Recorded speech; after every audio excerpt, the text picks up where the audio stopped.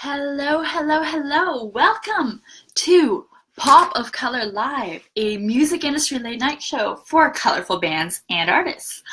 I'm your host, Clara Charron, and I'm so happy you are here to join me on International Day of the Unicorn. Today, we're going to be talking about 20 cold email tips for professional communication in the music industry. But first, we're going to be talking about the news of the week and how it affects independent artists such as us. So for starters, a new report from Statista ranks music streaming services by their average royalty payout rate per stream. The top three payers are Xbox Music with 0.0273 dollars per stream, Rhapsody, and Tidal. The bottom three are Spotify, Pandora, and YouTube. YouTube pays $0.00074 per stream. That statistic with the full rankings and all the numbers is available in the, it's backwards, but in the description of this video, you can see the information. Eventbrite, the event and ticketing company, just released a report on their top predictions for the live music industry and the future of the live sector. Their predictions include larger talent buyers such as Live Nation partnering with smaller markets and venues, fraud prevention and safety becoming top priority, and bookers taking riskier bets on unknown artists. Their full ebook of predictions and tips for how independent artists and small talent buyers in smaller markets can take advantage of these trends is also in the comment section. It's a free download of an ebook. You just enter your email. Well, go take a look. I thought it was really cool, and I'm happy to get more information as I can. Live is not a part of the industry I know particularly well. So let's listen to the people from Eventbrite because they know what they're talking about.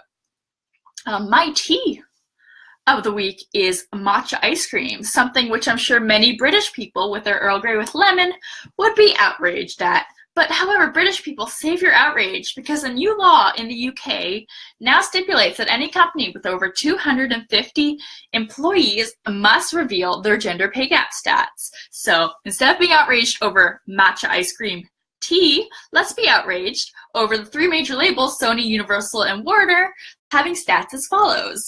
At Sony, the average pay gap is 22.7% between genders. At Universal, it's 29.8%, and at Warner, it's 49%. All right, got through the news. I'm sorry I left on such a depressing note.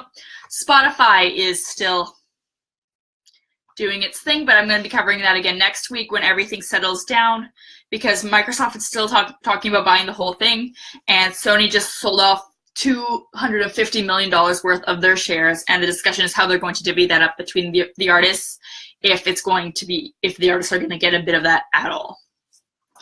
Right, so 20 cold email tips. Oh, I'm so excited. I also in the description somewhere, I can't remember if the camera's flipped or not, but there are some relevant articles of that I've written, but I'm going to take some of the 20 best ones I've ever come across and I've ever written about and put them into a beautiful little tips for you. So let's start.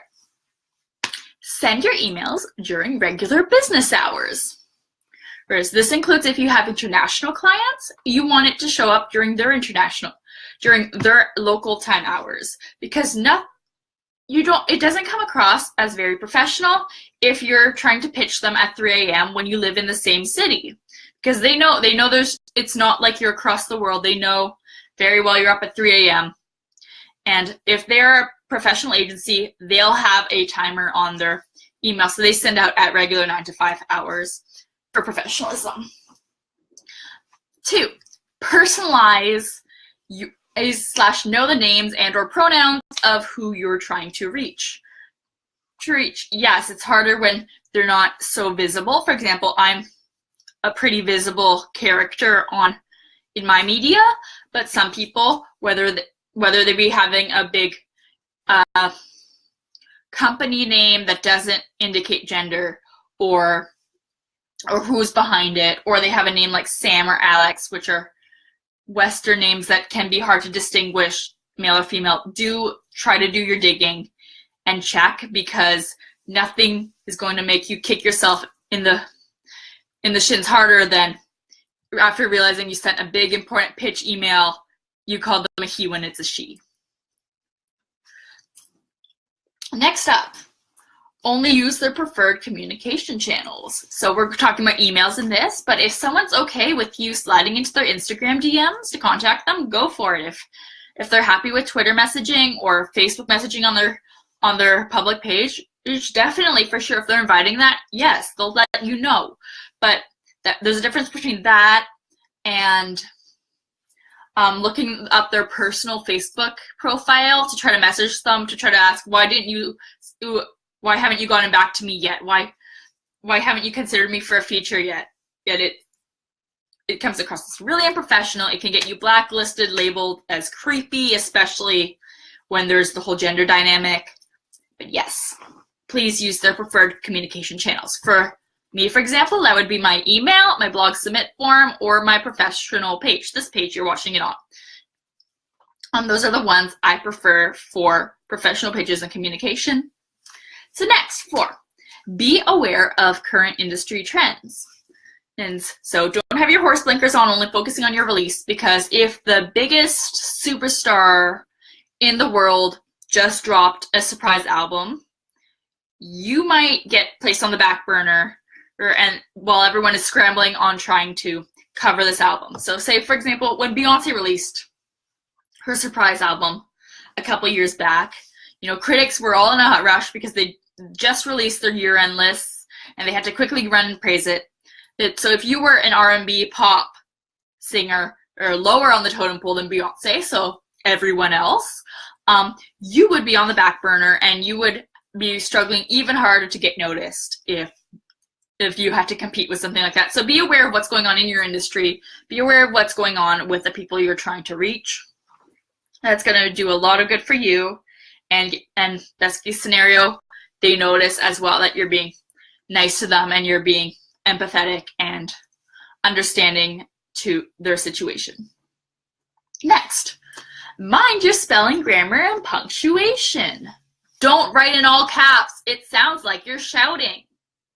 Hey, check that you spelled their name right. Check that you spelled your name right.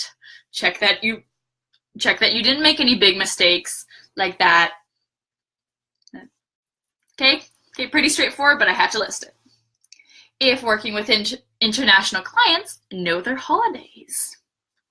So this is maybe not the most obvious one as mind your own spelling and grammar. But for example, in Canada, our Thanksgiving is different than the Americans. So if you're calling us up or emailing us in October when our Thanksgiving is, you might not get a reply right away if it's the weekend that we're spending with our family carving a turkey. Be aware of that. Same thing with international clients. If I'm trying to reach Americans and I'm emailing them on July 4th, why on earth are they not getting a response? Oh yeah, it's their national day. Hey, same thing with any other country in the world. Be aware of their holidays, be aware of their special occasions, be aware of the days they take off, or when just their whole office is shut down for stat holidays or cultural celebrations. It really makes you come across as more understanding, more open, and kinder and better to work with, and you won't be wondering, why on earth are they not answering me when it's their big weekend where everyone takes their long weekend off, drives out to the beach, and doesn't answer their emails. Be polite to the gatekeeper. So when you're talking with bigger publications, there's usually a gatekeeper. So who you're emailing first is not necessarily the person who's going to say review your music or interview you or write a feature, or they go through the gatekeeper first. So their job is to take care of all the emails and triage them where they go and then listen to the music individually and decide if it's worth passing on. Does it fit? Or are we wasting the writer's time? yes, they're not the person who's going to be writing to you, but please be polite to them. It'll get you a long way. They usually have a say as well. And there's a big difference between this lovely folk artist wrote you up, was so nice to me, and he's interested in a story, versus this rather rude, irritating person who's been trying to reach you all day, or no mention at all, and it just goes in the trash. Next up, have a positive tone when pitching. And this is one of my remarks, but a while back, a band pitched to me that they wanted an interview, and their pitch to me was very negative and whiny. They did a lot of complaining about how they never got featured anywhere, and they were trying me as a last resort, and they were upset because they, and like trying to blame everything else, playing the victim, and it just came off as really whiny, really entitled, really negative, and not like people who would be fun to interview or work with. Keep it positive, especially when making a first impression. I don't know you yet. Media or other people or other companies might not know you yet. So if the first taste of you and your personality they get is you complaining and whining, that's going to be their only impression of you, because that's all they have. Next, prepare a story. In other news, local rock band reaches 200 Facebook likes is not something readers will excitedly flip to or click on. If you're looking for a feature, you need a reason for a feature. May it be a big show, going on tour to the city, an album release or launch, or anything that is a big event. There's enough people vying for attention, and it's not just a matter of getting the feature. You need to get people to remember you, and they may not remember you if it's just a day like any other. So give a call to action, and make sure you know what you want to get out of this article, not just your name on the feature. Also get what you want. Also make it clear what you want readers to do, whether it be buy tickets to your show if you're a local band or you're going on tour. Download, stream your album, that kind of stuff. Do not mention money or try to make this a transaction. I've mentioned this before, but at any place that asks you for a monetary sum to write a feature about you is not a media outlet. They are I'm trying to think of a word that doesn't involve swearing. They are a service company for artists who want to play pretend because they're not confident in their own ability to get press on their own. So if you want to go that route, sure, but don't go talking to Rolling Stone or Pitchfork or any other big places and trying to bribe them. I'll give you this many dollars if you feature me. It's trashy. It's not going to work. So just don't be that artist. Next, be succinct with your email. I once had an artist who sent me a 21-page bio. Don't send me a 21-page bio. Anyway, but yes, be succinct. So don't be just like, I make beats, hire me, but you don't need to tell your entire life story in the first email that you're pitching. And business people have lots of things to read. They have many emails a day. They have lots of things to do. If you're able to get across us in a nice, beautifully well-written way, who you are, what you want, why they should want to give it to you, that is wonderful, but you don't need to tell your life story or write a 21-page bio for every single page. Do not send attachments in the first email. If they want attachments, they will ask, but for the most part, lots of music journalists, lots of media people, lots of business people are on the go, so they're on data, on their phones. So I don't want to be checking data on the bus or in line at the coffee shop or anything while I'm getting about my day, and then bam, an MP3 file starts downloading, or an album's worth of MP3 files. Don't do that. Hidden streaming links, such as private Spotify or your private EPK link.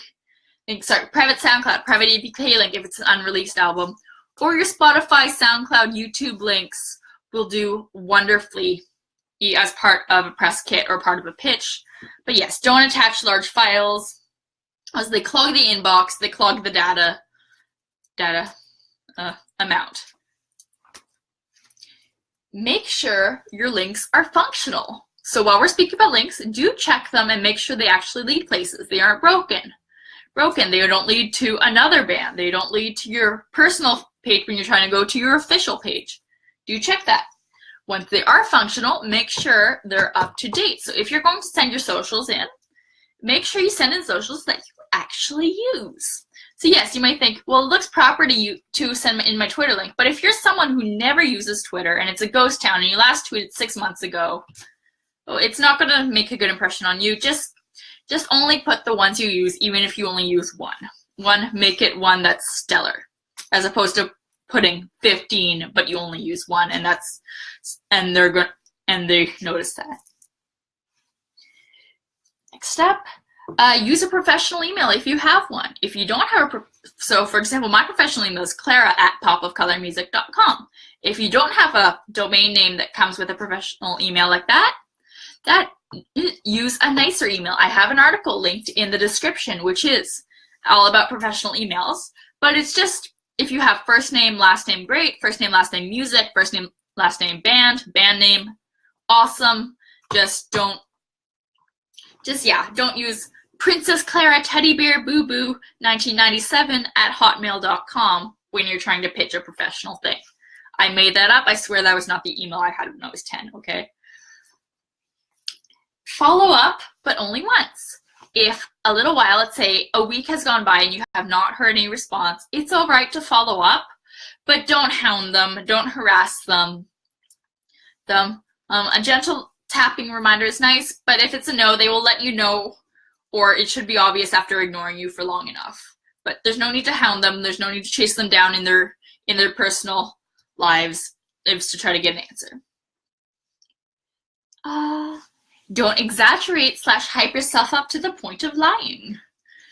If you have a resume, that's great. Think of it like a resume. You don't want to completely make things up. Rick Barker's Music Industry Blueprint podcast had an episode a few weeks back where there was an artist who was bragging to him about, I'm affiliated with Sony and Universal. In other words, he had a Vivo account, which Sony and Universal use. No. Just be honest. Don't lie about yourself. Don't downplay yourself too much, but don't go the opposite direction and try to make yourself out to more than you are, because chances are if you're pitching to people who work in the business that you want to work with and want favors from, they can sniff out liars pretty quickly, and that just makes you get laughed at and makes you the star of a podcast. Be yourself. Be honest about your credentials. It'll go a lot further. Match their business tone of voice with yours. So if you have your own business tone of voice, that's great. If it's a casual tone of voice for your persona, you might want to make it a little bit more professional for talking to professional people. But a great tip, if this is matching them. So for example, my tonality when I cross my persona, when I am in the business mode, is very bright, cheery, sunny, hello lovelies, something like that. I use a lot of emojis at the end of situations. So it's casual, it's nice, it's polite, it's still professional and insightful, but it's pretty casual. So a great way for you to really get on my good side, for example, is to be that level of casual and sunny and positive. It's an instinctive kind of, we match moods, therefore we get along better and we have a human connection. And versus trying to jam your way into something that you're not. So if someone came up to me with a super stiff, super formal proposal, it wouldn't quite match at the same level of human connection that someone who's casual and upbeat and positive would have. Pitch to places that make sense. So this is mainly for getting media coverage, but yeah, if you're a Viking metal band, then the awkward rejection from a pop country blog isn't worth it. Just go to Viking metal blogs, go to metal blogs, go to places that make sense for, are they likely to say yes? Sometimes it's tempting when you're desperate to apply and pitch everywhere, but you're wasting your time, you're wasting theirs. And I think a bigger success rate will make you feel happier and make your self-esteem higher in the long run. And last but not least, take rejection nicely. may seem obvious, but yes, don't go after, if someone says no politely, or just says, well, pass, thanks, something simple like that, there's no need to hound them, there's no need to backtalk them, there's no need to be mean. I mean, just take it in your stride, let it roll off your back, and move on to the next one. So those were my 20 tips for cold emailing. Thank you so much for watching. These episodes are going really great. I'm hoping to have some special guests coming in at some point in the next few weeks. Once again, I'm your host, Clara Charron. My links are in the description for checking out my blog, popofcolournewsletter.com, which has a lot of the stuff in more detail in written form, some freebies. I also do artist services. I write bios, I make EBKs, I do branding consulting, I do branding workshops. I've got a virtual tip jar / spoiling my cat tip jar. And the references, including that free ebook from Eventbrite that you should check out, because as they know what they're talking about, and they have lots of tips for music predictions and how you can take advantage of the latest trends in life. And the articles I was referencing. Have a wonderful week, lovelies. I will see you next time. And I've got an interview coming up this week with a wonderful artist from California. Bye!